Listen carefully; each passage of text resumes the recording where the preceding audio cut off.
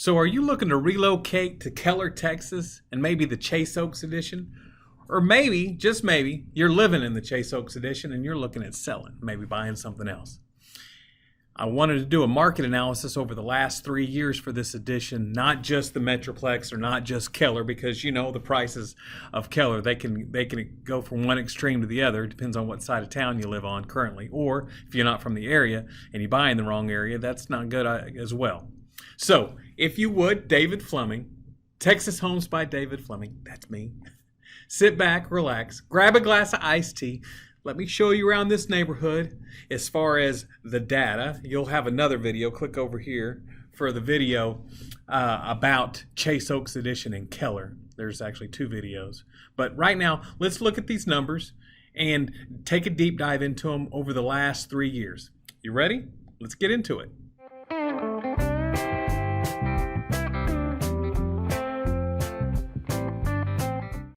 All right. So what we want to do is we want to initially take a look at the first situation. That's the sales price. So the sales price over the last 3 years, let's just look at 2018, okay?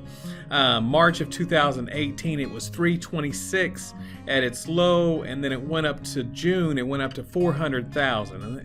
As usual, the further the year goes along, the lower the average price goes. So back in September, I think it is, no, October this time, October of 2018, it bottomed out. The average price went to $290,000. Now these are single family homes, anywhere from $203,000 up to over $300,000. And bedrooms, probably 2 bedrooms and up, and square footage, there's not a bottom or a floor on that. All right, just want to give you all the data there. So October of 2018 it went down to 290,000, if you'll see here, and then its peak in March of 2019 it went to 391.5, so just under 4, and then it bottomed out in April of 2019 right at 292, and then September went to 288. And then November was 369.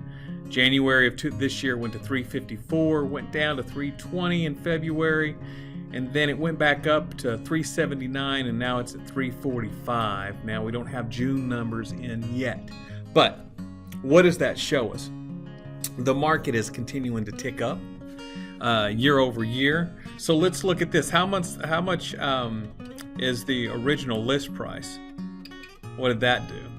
So back in October of 2000, well, let's go to January of 2018. They put it on the market for $337,400, and then it went to July. It went to a little over 400,000, almost 409,000 in July of 2018. January of 19 went to 314.9 was the average original list price, and I'll get to why I'm going over this here in just a second, because we want to take the list price versus what the sell price was and see what the percentages were. How did they sell? Did they do well? Did they not do well? Is this market for the Chase Oaks edition doing well, or is it not? Well, let's look at the numbers. So in May of 2019 went to 369.9. August it was is at its low at 299.9, and then February of this year 361. March went to 377,450.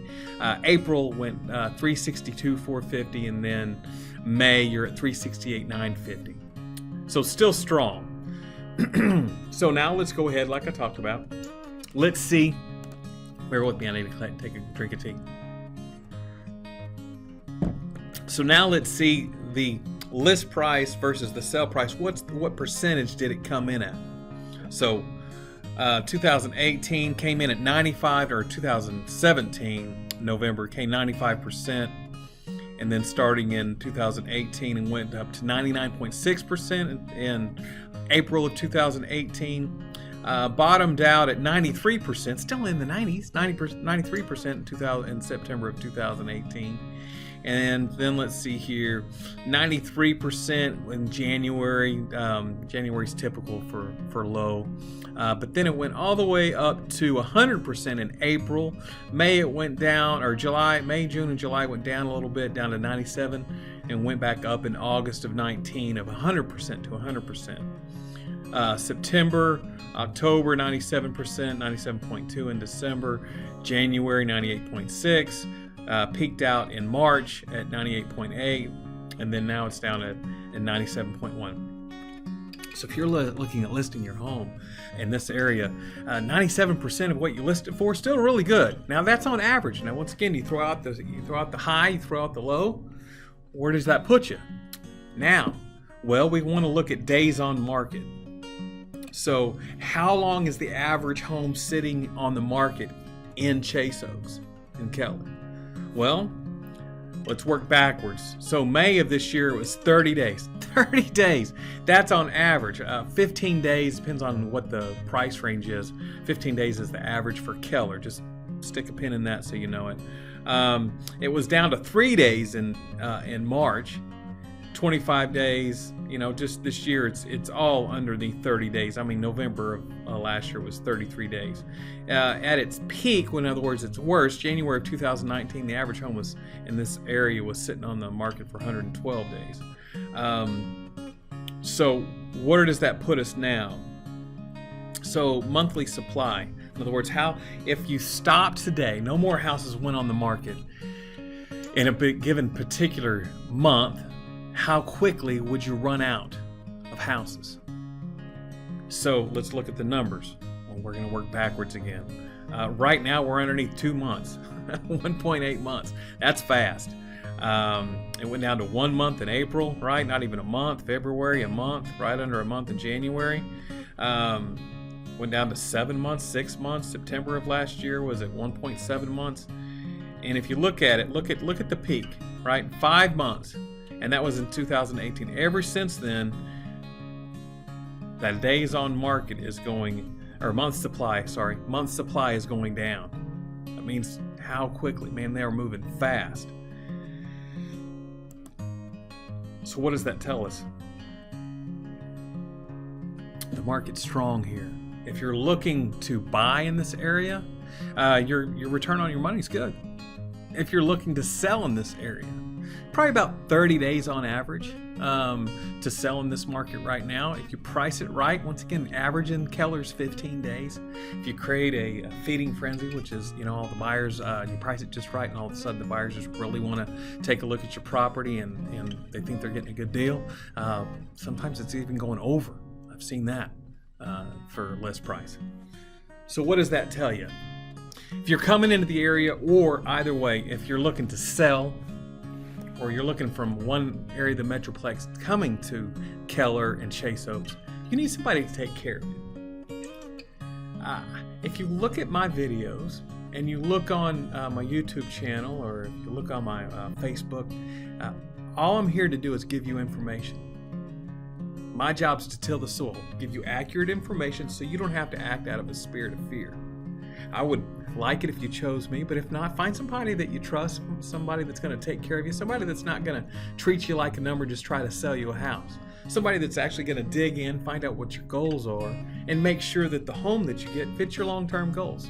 That's what I do. I don't show houses until I sit down with you and at least find out what your long-term goals are. Hit the subscribe button, right? That would be down here. Hit the subscribe button so that you can get more videos. Hit the bell so you don't miss any videos. Up here, click up there for the next video. I Did Anything? Wow. First time homeowners, I did a series on that. I think I broke that down into 4 or 5 videos. I did a series on investing in Dallas-Fort Worth area. Wow, that gentleman was amazing. That was 3 or 4 videos.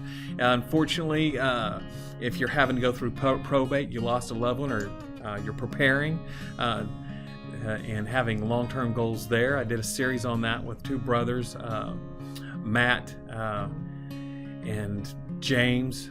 I did a video with them and cut that up to about 4 or 5 videos so you understand what probate is and how to basically make sure that you're protected, your family and loved ones are protected with that.